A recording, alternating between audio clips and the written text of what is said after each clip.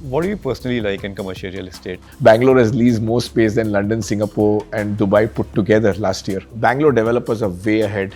That less is more. So, to many of the Bombay, don't keep loading FSI. You can create more value by pouring less concrete. Real estate is actually one industry where if you're a generalist, it's a place for you. ऐसे मेरे को उतना भी पता नहीं कि कितने square foot कितना एकड़ है. Didn't know anything. I cracked it. I figured it out. Real estate business, I would say, is the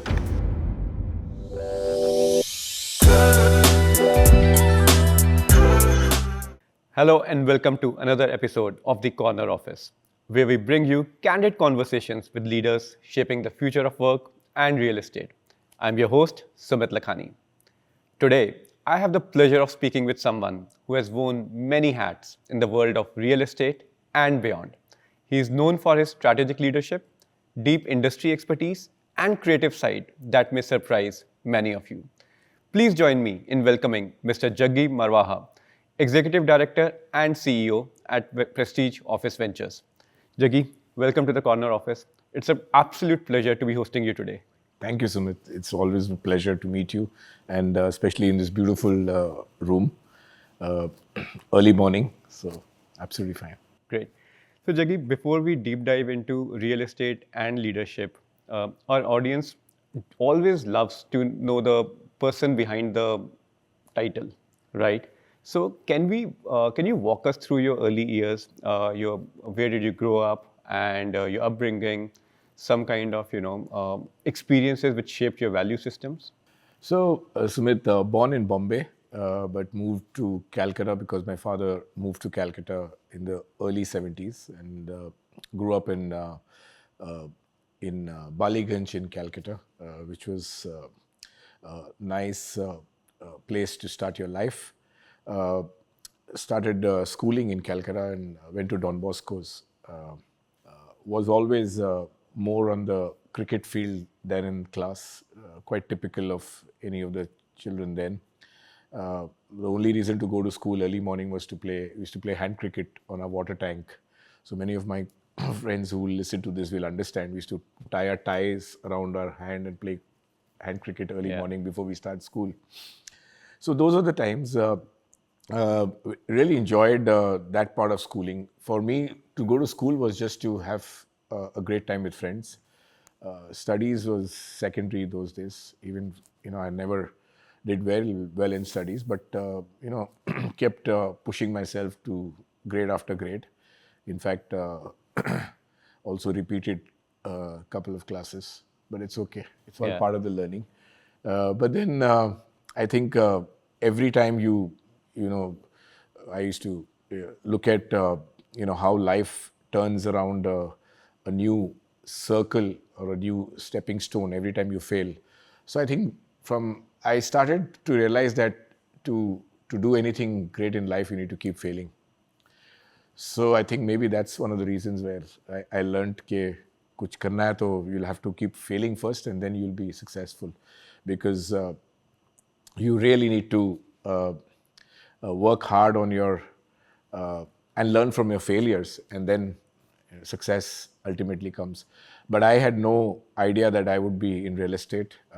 I didn't understand. In fact, I always wanted to be in the service industry, Right. and I I did my schooling, and then I'm fast forwarding it because of did my hotel schooling. I applied actually quietly. I was influenced by my mom's family because they were all running restaurants all across the country.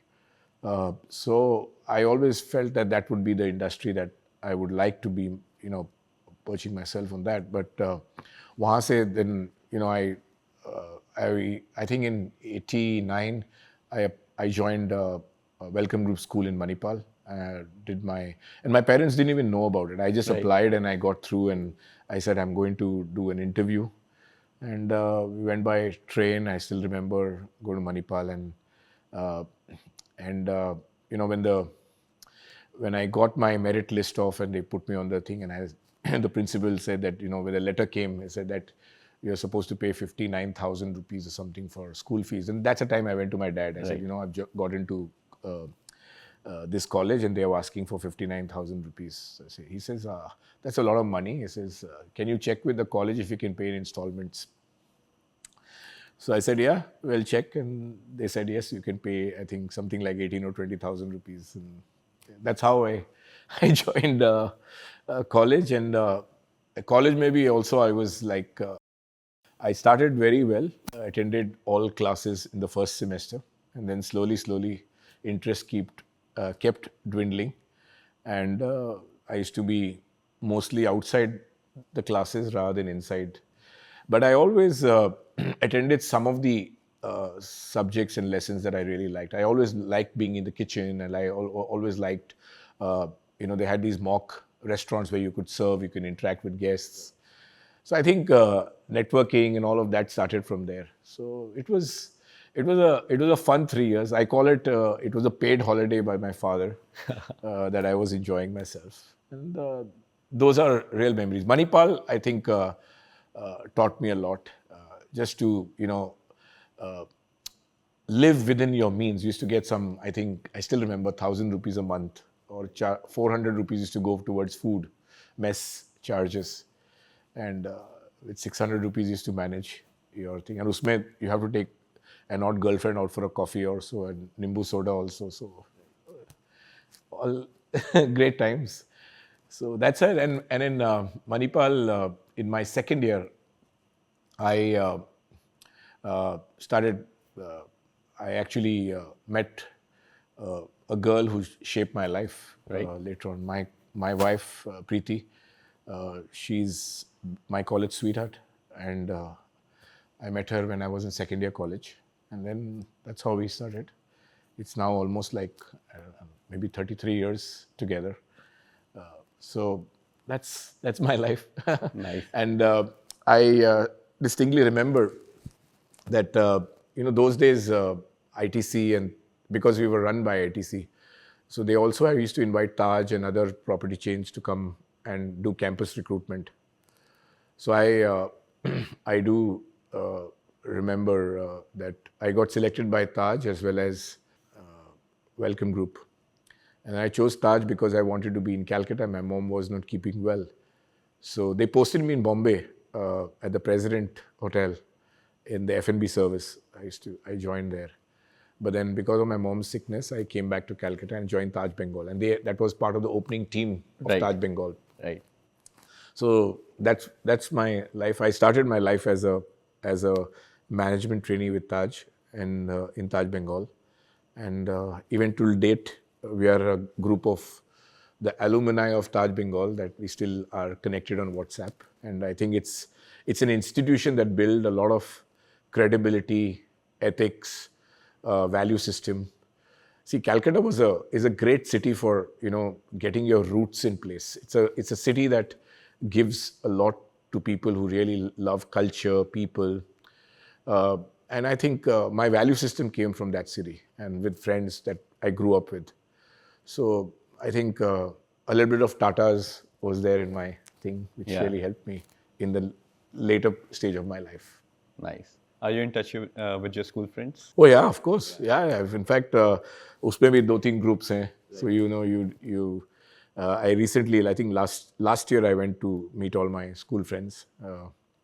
But it's very, very interesting to see the people who were right up front doing very well throughout their school life don't necessarily be there right throughout their life. Right. And that I learned when I was last maybe 5-10 years, every time I've gone to school to see that. And then you realize that maybe education is more experiential rather than, technical in terms of what you really want to do. Because it was a trend that I saw. The people who were in the back benches came up in life much more, with no discredit to my friends who really did well. But there are exceptions, but on both cases. Yeah.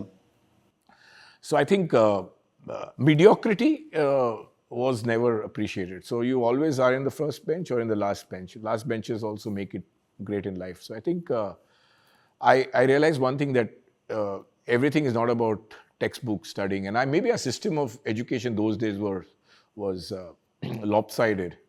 But today's children are very different. You can see that even the schools push them in a particular manner where their flair is, rather than pushing them through book knowledge. So I realized one thing that you need to be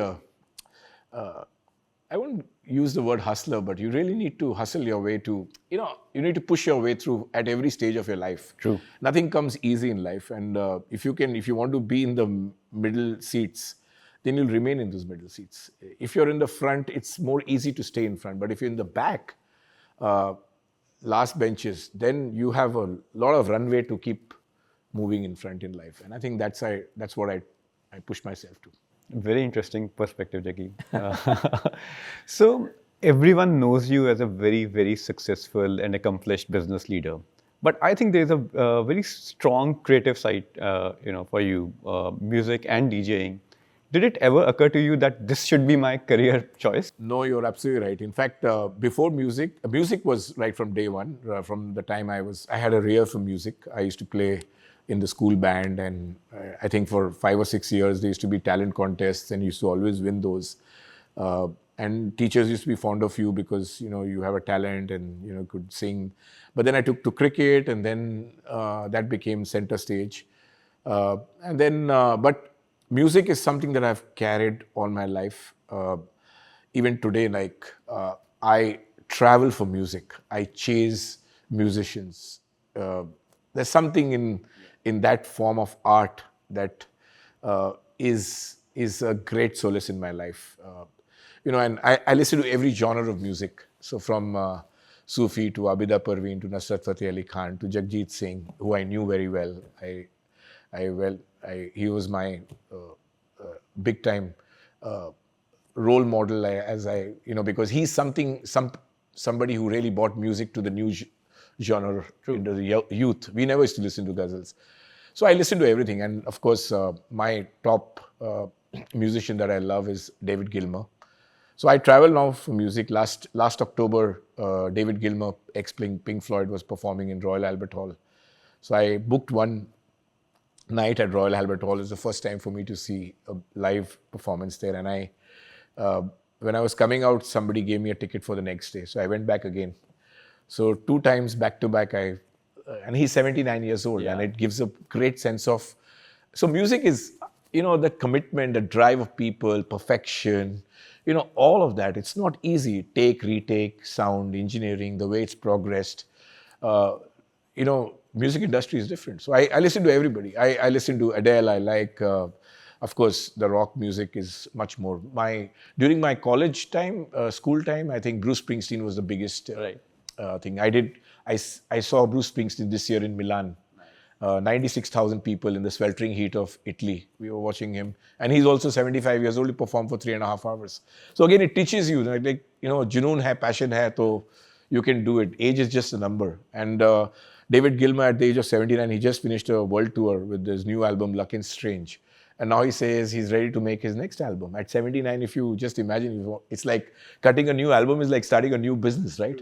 So just think about it. So there are a lot of these people who motivated you in your life. Captain Leela Nair, imagine, he started his Leela brand when he was almost 60s. And look at where the Leela brand is. So I think, so everybody, why to go far? Our own chairman, Mr. Irfan, he's for him, age is just a number.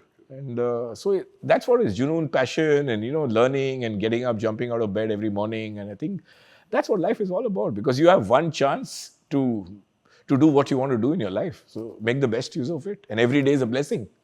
So I think music is one art form which actually makes you young and energetic. So it keeps you going, right? So Juggy, coming to a perspective around on now, how did the whole thing around moving to real estate happen for you? And were there any hard or soft skills you acquired during your school life or college life which really helped you during the career journey? So I think if it's one attribute that every leader, knowing or unknowingly, adapts, I would say, in fact, somebody asked me that day and I said the same thing. I said, it's not IQ, it's not anything else, it's EQ. Yeah. it's EQ that takes you in life. It's if you don't have that emotional quotient in life, आप जिंदगी में कुछ नहीं कर पाओगे. Because I think that emotion is very important. You need to be satisfied with what you're doing. You need to be compassionate with people around you. As a leader, I think it's very important that you need to take your team along. You're as good as your team, and I think that attribute, I would say, generosity, compassion, uh, comes to you as you grow up in life. And I think it's very important as a leader to have those values, to be generous, to be compassionate, as well as don't lose your steely resolve to keep doing stuff. So it's a balance between how much can you push somebody. So I always tell this to my team. I said, I'll only push people who I love. If I don't push you, which means I don't love you.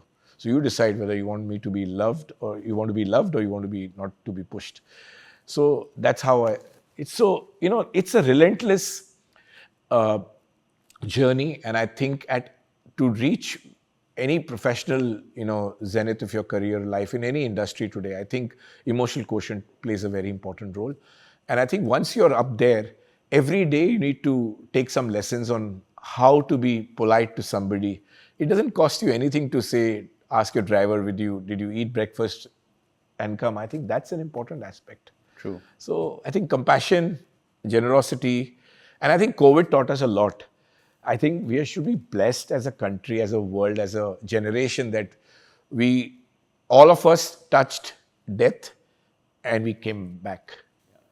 So I think that's something that I think COVID has taught all of us. I think, you should be blessed for every day you live your life. So I think a couple of those. So every journey has turning points. If today you connect your dots, and what do you think were the key opportunities and challenges that really shaped your career? So you can't drive your life.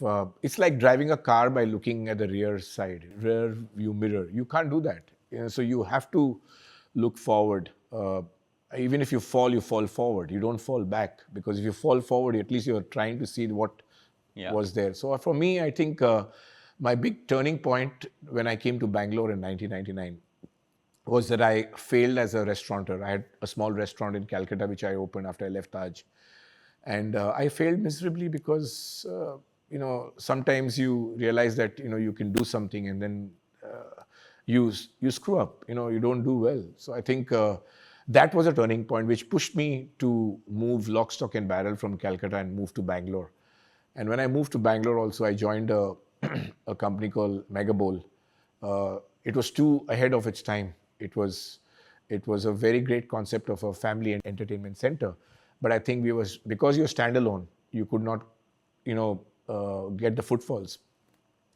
So I struggled there, but I learned a lot. I used to, and then suddenly I think in the early 2000, I think 2001, I met Manoj Menda, RMZ, and his wife and my wife were very good friends. So we met socially at a child's birthday, and he says, why don't you come and we're starting RMZ, why don't you join? I said, see, I don't know real estate, I don't know anything. He said, no, you're in sales, you'll figure it out. I said, मेरे को उतना भी पता नहीं कि कितने square foot, कितना acre, I didn't know anything.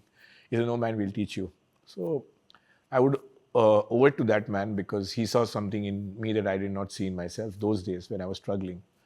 So, and that's the foundation of me jumping into real estate. RMZ those days, I don't think anybody knew about RMZ. And it was a struggle to explain to them what it was. And I think my sense of my exposure of real estate started in those days. And I think we just got a whole lot of tailwinds because the industry grew, the IT industry grew. I still remember the first deal I ever did in my life. It was Cognizant Technologies. There's a gentleman by name Raju Bhatnagar. I came to know that, those days you don't have access to social media. Correct. So economic times mein padha ke Cognizant might be looking for space. So I went to Cognizant's office and I sat there for, I think, 1 day, 2 day, 3, the third day, fourth day. Finally, the front office receptionist said, so you come every day, but Mr. Bhatnagar is very busy, he won't see you. I said, no, I'll figure it out. One day I bumped into him. I said, sir, I want to show you one space. He said, yeah, we're looking for space. Let's go. No broker, no middleman, nothing. I took him, showed the building. They liked the building. They signed it. And that's how it started. And when I told this to my boss and I said, this, he says, who's the broker? How, who do we pay for this deal? I said, no broker. I just walked in and I got it.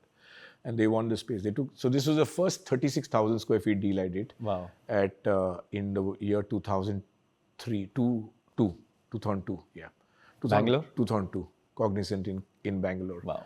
And rent was 32 rupees, and I still remember. So that's my start.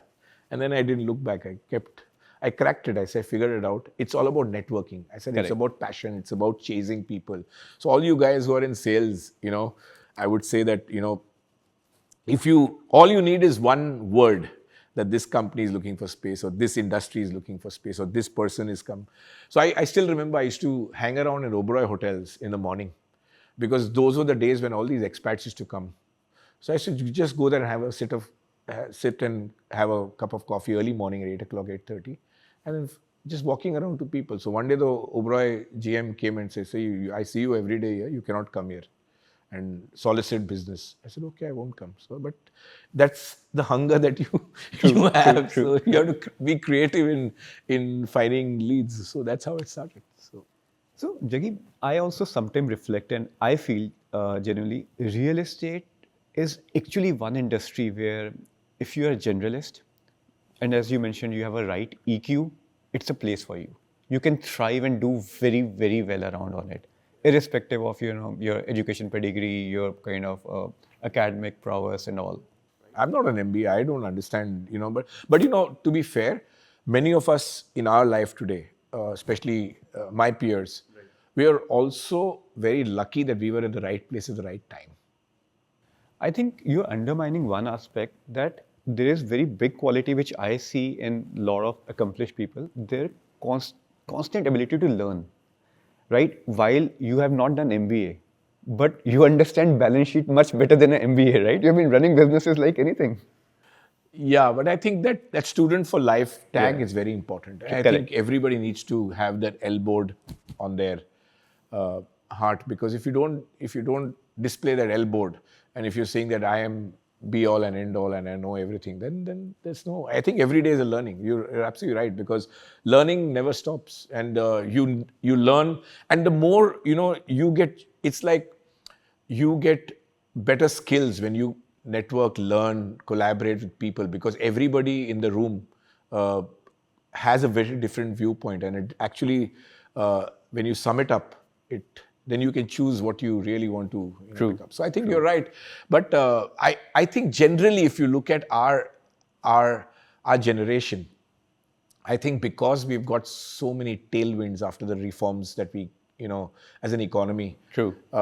Every one of us has been pushed by the tailwinds that have actually helped us to grow. Yeah, there are people who have not done so well, but if you look at the larger landscape, you look at all of us are from very middle class homes.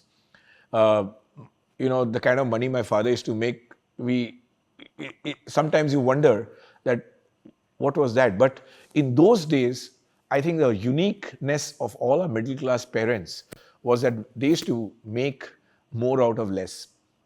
So for a small, meager salary that my father used to make and they used to give my mom, I think how she used to manage everything, that she had a budget for everything, even for a chocolate that is not being planned for, could have been given to you, or a meal with your friends that you wanted to go out. So I think that's life. And I think that less is more is in every industry today. You look at any industry today, if you keep that thing in mind, that with less you can make more. And I think my thing is also to many of the Bombay real estate developers, don't keep loading FSI. Hyderabad mein dekh rahe ho ab kya ho raha hai. So less is more. You can create more value by pouring less concrete, because that's how people. So I'm just sorry. No. That's a very perfect analogy. It's a different analogy, but that's what it is. Yeah. You look at technology. When Steve Jobs launched his phone, he replaced BlackBerry QWERTY keyboard which has 24 or 26 buttons, and he came with one. And that exactly signifies less is more, because he just had one button to replace that. So simplicity and all of that, so less is more. Right. And over the last 25 years in real estate now, you have come across multiple leaders, few mentors. Who are these leaders and mentors who have a significant influence in your life?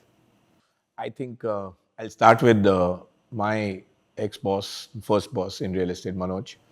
Manoj Benda, perfectionist, hard driver, set very high, ambitious goals. And then I think my boss in JLL, Anuj Puri, who everybody knows, legend of an industry, of our industry. And I think he is just next level in terms of networking, his responsiveness, making notes even at today. These are small things that you pick up from people. Will always respond to every email before the week ends. You will not see an email not responded by Anuj. So these are small things which, and now in the last maybe 5-7 years of coming close with Mr. Irfan, his passion, his energy level. So I think there are 3-4 people who really make it, who are in the forefront of your everyday life. You learn a lot. It's not that they're best in everything, but if you, by surrounding yourself with people like them, if you learn even 1 or 2 things positively from them, it's a great thing, because after all, and then I would say Mr. Oberoi, I knew him very well. Man of great character. I always say that he's a Nawab born in the wrong times. And we are sitting here. You look at every corner of this place is been actually handpicked by him. His impeccability and hospitality, his prowess, his ethics, his value system. I spent a lot of time with him. So I think these are 4 or 5 people who really made a meaningful impact in my life, and I picked up a lot from them. You know, Mr. Oberoi had this beautiful system that he used to call you on the phone, and within 24 hours, he used to send an email signed by him saying that this is what we discussed today. And I have like a bunch of those things from him. These are things that are, you know, it's great. It's not easy to see. There's a lot of hard work, ethic, discipline for somebody to keep doing. And I still have an old friend of mine who always used to remember birthdays. So I'll pick this up very, you know, so you ensure that you wish somebody on their birthday. So these are small things that you keep picking up from people. So I think as the journey keeps going, you pick up the right things. So. And now let's shift gears and move to your real estate professional leadership career. What are the kind of guiding principles or philosophies you use or adhere to while managing teams or managing real estate projects? You know, somebody asked me that day, Sumit, that, you know, is it easy to manage external clients or internal team members? And I would say, you manage your internal team members and they'll manage your clients. True. So if you do well with your team, and if your team is a well-oiled machinery, you will be very successful in what you're trying to do. And look at, for every company, look at your company. Amit started something, and look at how you guys have. It's like every milestone that you achieve is actually a great testimony to the fact that it's not done by one person. It's a team and they always say you're as good as your team. So I think I've been very successful. I've been, very blessed to have people around me who made me look like stars where they actually were the real stars. And it's very important to, acknowledge them. Many such people, who made you what you are. And just by the support system that you have. So that's important. No, I can vouch for that. I mean, your team is one of the finest team in real estate. If you see, very, very rarely we have come to you with any kind of a escalation or a problem, because things are genuinely handled extraordinarily well by the team, right? Yeah, also, they need to have the same passion, So I always And I can see it now. I don't need to attend half my meetings. Prerna, who runs our entire team, she's almost inculcating the same pressure, putting holding people together. I think that's what it is. It's everywhere. It's the only thing as a leader that you leave behind as a legacy is that you build a strong team, because if you don't get surrounded by smart people around you, then you are doing disservice to your organization. You're making, and these insecurities in leaders are the biggest reasons they fail and they fall. You need to create a second line of system that is stronger than you, so that you're not missed the day you step out of your shoes. And I think every leader should appreciate that and build a system, because the company is larger than people. The brand is larger than the people who work for the. And I think it's your fiduciary responsibility to build teams for the better. If you love your organization, then build a team. Right. That's true. That's true. And Jaggi, you have worked across multiple cities in real estate, Bangalore, Chennai, Hyderabad, and now significantly around in Mumbai. What cultural difference do you see? And I'm specifically asking cultural difference in real estate across these cities. So I can talk for, even though overall real estate I can talk for it, but from commercial standpoint, I would say Bangalore developers are way ahead any of the other developers in terms of, and it's a known fact. It's only because 2-3 things. One is you're working in a domain that keeps pushing you. They don't accept ordinary stuff. So if you're working with a Microsoft or a Google or an Apple or a Morgan Stanley or one of them or Walmart or whatever, you are being pushed constantly to up and raise the bar. And that's actually the reason why initially Bangalore always leapfrogged. Because it's like saying, if you're used to mediocrity, you will, ye chalta hai. Right. So that value system in Bangalore was different.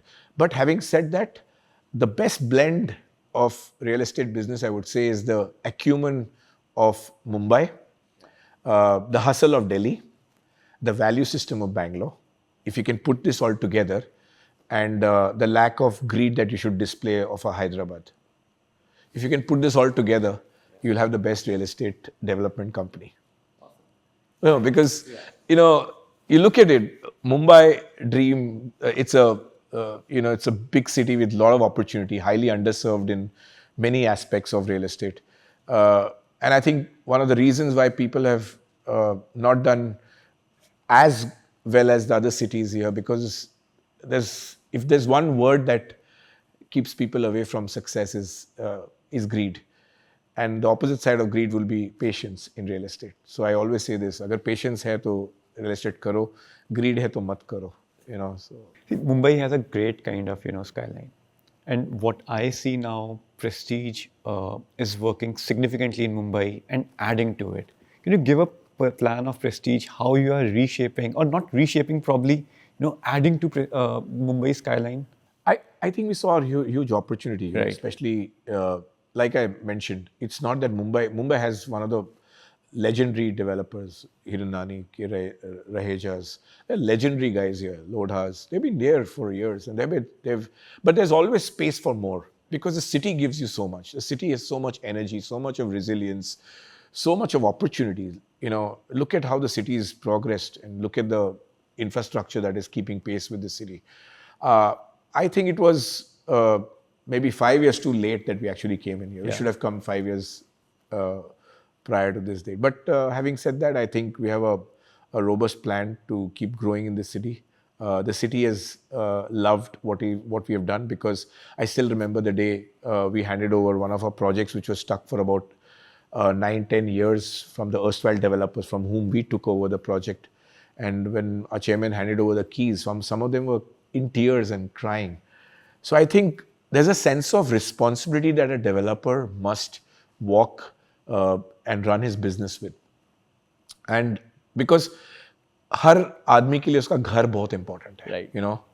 And I think that value system, if you can respect that, because people are pledging their life's earning on you, depending on you to deliver their dream home. And I think that responsibility, agar aap khud pe le lein, and so, we always say that anybody who's building that home, build it as if it's your home, and you will raise the bar. And you keep raising the bar, and then the industry will also change. But I can assure you, this city has progressed in every aspect, compliance, ethical value system. So the city is ready for anybody with open arms. It's a level playing field, and as long as it's proven that a South Indian developers come to Bombay and with open arms, people have welcome them. I think it's the way to go. And similar for Bangalore also. Bangalore is a city where people love the weather, people love the overall feel good factor, the curb appeal of the city. Even now, maybe some hustle is going around with all this traffic and everything. But look at the city, what it's given to people. So I think with all of that, there is some pressure that comes to every city. And I think, forget Bangalore, every city has this problem. Hyderabad has this problem, Mumbai has this problem, Pune has a problem. Every city has a problem. But the problem is because there's an opportunity to grow. And I think कभी बहुत लोग बोलते हैं कि 5 साल छोड़ दो India वापस आ जाओ सब कुछ ठीक हो जाएगा, but that's not it. You have to be part of that pain to get that gain in life. So I think in every part of your life you have to go through it. So Bombay has been a great opportunity for us, and we continue to grow. What do you personally like in commercial real estate? Large, sprawling kind of campuses, widespread campuses like in Bangalore, or tall, skyscrapers, the ones which we are making in Mumbai now? So each one has his own story. I think the prestige that we are building, in my view, it'll be the day the ribbon is cut, it'll be the best building in the country, and that's the vision with which we've moved forward. So, but it's got its challenges to build a 320 meter tall building. It's not easy, but it's got its own. So you either, even in the large business parks like what we're doing in Bangalore with Lakeshore Drive, Prestige Lakeshore Drive, it's huge, humongous. It's got its own positives, it's got its own negatives, but I think that's what commercial real estate is all about. You need to time yourself with what the client needs, but keep improving the product in such a manner that, today $3 is the rent, average $3 to $4 is the rent in US, and in grade, I'm not talking about New York and California, but other cities, and you are at $1.10, $1.20. That gap is a huge opportunity for us to keep upgrading the product to ensure that people, because look at where the GCC business is coming to India. They want the same quality of real estate that they are getting in the US. And the only arbitrage is the talent pool, the work ethic, and the velocity to hire these people. If you can match good quality real estate, there's no reason why this country will not leapfrog to. We are already 1 billion square foot. I was recently talking in Creda in Singapore, and that's what it is, 1 billion square feet market. We are 4th largest. And I think we took about 27 years to reach 1 billion square feet grade A market. I think the next billion, I can easily see that we will take half the time. So we'll be a 2 billion market by about 2040, 45. So I'll pick up a cue around, because let's get to commercial real estate. You have seen now it very closely from year 2002, right? And how do you see the journey of CRE over the last 25 years, the growth of the stock, the kind of the stock which has come across, and do you see more institutional play in the next decade? So, good point, because it's only progressive. Yeah. It's very, it's moved to a place where it's all about sustainability, future, resilience in terms of the way the products are. But if you look at I would really say that one of the big leapfrogging moments, or the real change in momentum that we got in commercial real estate, is the invent of private equity coming into the country, look at it, we have about 175 million, 4 REITs today. Opportunity is huge.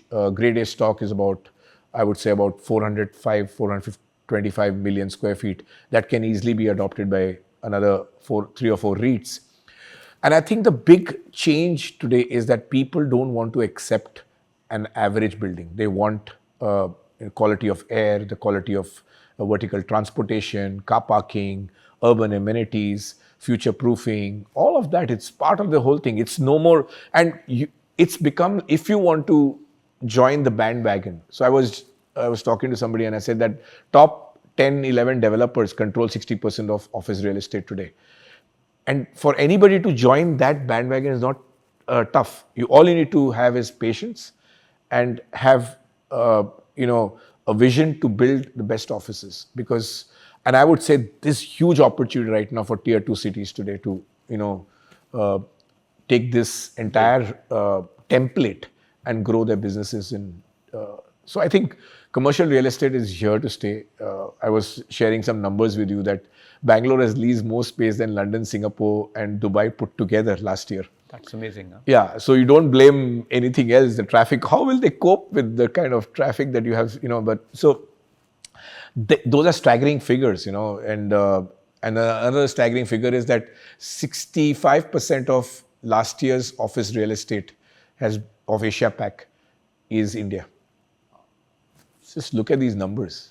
And we are in a weak macro situation. Yeah. There is overhang of Yeah. tariffs and IT services slowing down, and still the commercial real estate it is going so strong. Yeah, and I think it's whatever we are hearing about from the US, the noise that comes. I think it's every noise is actually becoming a blessing in disguise for us here. Now you look at today's newspaper says that Germany, Canada, UK have opened the floodgates to all our H1B aspirants. Now, these are opportunities that, are simple differentiating factor of an Indian IT professional or an executive who's actually starting his life is that the work ethic is brilliant today. And velocity to hire that work ethic is very high. You can hire very fast. And that hustle of an average Indian that wants to do well in life. And I think it's just that we are blessed that we are in the right time. We're seeing all this progress. Look at how we've leapfrogged from what we used to be and what we are today. So in every industry, technology, real estate, every hospitality, look at how hotels have changed today. Somebody was telling me they paid 70,000 rupees a room night to stay in a hotel in Bangalore last week.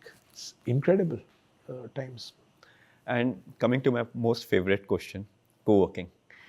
You have been a very, very big evangelist of co-working over the last couple of years. I think you have supported, inspired a lot of co-working operators. Where do you see this sector going forward? And what do you think attributed to the rise of the sector? So, two things. First is 2015 May, we had only Regis and one or two players, right. 2013, 14, 15 times. It was 1 or 2%. It was a fraction of the overall square footage. Fast forwarded 10 years, we are now almost at 20% of total absorption. At one time, we were about 350 players, but then the men and the boys got segregated. And today, you are only about, I think, about 10, 12 serious players in that market too. True. Consolidation has happened. The reason, so I will not call that industry co-working anymore. That industry today, in my view, is completely an experiential office offering, which is a managed space that has the software and the hard product all together. And most of you are now working on technology that will lace this whole thing and make it much more meaningful for the end user. So I think, and it's more of a finance-driven business, like all businesses are. But this is a game where we saw an opportunity where people don't want to spend during COVID. And you guys upped your game. And that's what it is. So look at all of you, I think, almost at about average of 150 to 250,000 seats today. And these are big. And nobody talks now seats because you started talking square footage. Because you have progressed from being a co-working player to a significant volume enhancing game. Look at our portfolio. We have almost between AWFS Office and WeWork, we have about 1 million square feet each with both of you. Yeah. And that's a significant number. So I think, and that space is only going to evolve and grow. Only thing is, I think, once the shoestring budgets are loosened from these big players, they will understand that ultimately, with all these GCCs coming, they will like to have their own environment.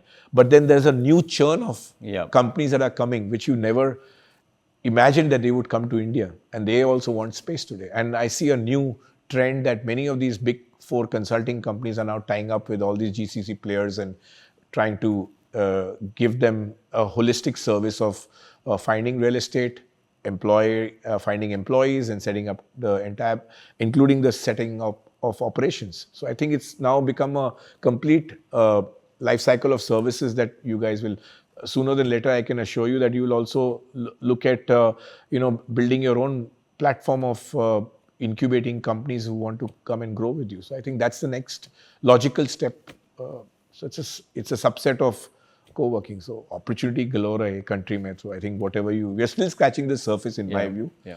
And I think there's lots to be done. So there is a very, you also made a point in a while back, the number of developers, the top 10, 11 developers contributing 60% of the overall real estate. You look at our industry, the top 5 players have 50 to 55%, next 7, 35%, and there's a tail of long tail, almost about 400 players contributing 10 odd percent.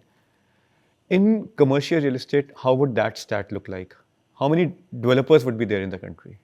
In commercial real estate? Yeah. I would say in every city, you can count them in your fingers right now. But those are credible. But total, if you have to look at? Yeah, but then, a city like Mumbai, anybody who has land becomes a developer. But that's not the right model. And I think that has all its challenges. Look at Pune, same thing. If you have a good land, you want to be a developer. But there are some attributes to a developer. If you want to be a successful developer, first of all, you must appreciate that anybody can have access to land, but the real vision to change land into a product or a building the journey is painstaking. It's not easy working with regulatory framework. Look at labor. Our biggest problem today in all our sites is labor. You don't get labor because with all these big reforms and the doles that the state governments are giving them, they don't want to come to work. You don't get any more labor very easily. So these are challenges that you have. So if you look at developers' big value system that can actually push them, if it's a new age development company, I would say if you can manage your environment, both internal and external, if you have the steely resolve to take risks in life, and I would say just stay away from debt, because that's a silent killer in the real estate industry, and greed and patience on both sides. That's a perfect concoction of a good real estate developer, if I can put it rightly. I think that's a great advice for young developers out there. And with that, Juggy, we'll move to the next segment. It's a very, very fun segment. We call it Rapid Fire Round. So all short and fun answers. Okay, so my first question for you is, what do you prefer? Kolkata street food or Bangalore filter coffee? Both. No, give me one. Kolkata street food. Great. And how many languages can you speak? Bengali, Hindi, English, Punjabi. 4. Kannada I can speak to save my life. If a cop stops me at night, I'll wriggle and speak that. What's harder, managing teams or managing clients? I just said that. Managing teams, you manage the teams, they'll manage the people. So just manage your teams. And that's harder. Old Bollywood classic or English rock? English rock. Which one is your favorite? Pink Floyd. Nice. If you get to host a dinner for 3 people, alive or dead, who would you want to host? PRS Oberoi. Nice. Irfan Razak. And Anuj Puri. Nice. All together? Yeah. Great, super. Insightful session. Super. It'll be super. The most underrated city in office real estate in India? Chennai. That's interesting. Yeah. When I was thinking about this answer, I was actually thinking between Noida or Chennai. Because Noida is also turning out to be very, very underrated. And a lot of interesting debate between Noida versus Gurgaon is happening now. I think Chennai has suddenly evolved because you can see it. It's now a 10 million market. It's as big as Hyderabad. True. Right. If your life were an album name, what title would it go by? Momentary lapse of reason.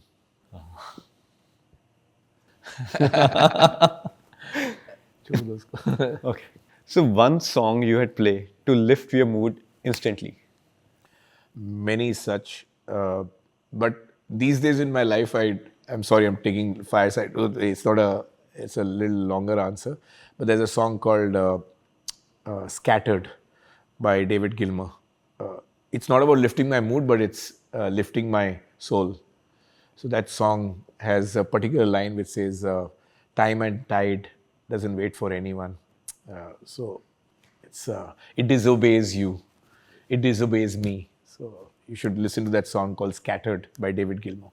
And a corner office on 50th floor with sea view or on second floor with nice tree views. No cabin, sit with my teams. Open space. I love that in JLL. I love that culture in JLL. Awesome. Awesome. Jaggi, thank you so much for such an engaging conversation. I think this conversation was direct dil se, and it was a complete masterclass in how to build your career in real estate. Thank you. Thank you so much. Thank you. Thank you for the opportunity. And I purposely never look at questions when somebody sends questions to me because it should be spontaneous. It should be from your heart. It should not be, pre-prepared. So it's always better this way. And thank you for this opportunity. Really appreciate it. To all our listeners, thank you for watching the Corner Office podcast. Until next time, stay inspired, stay curious.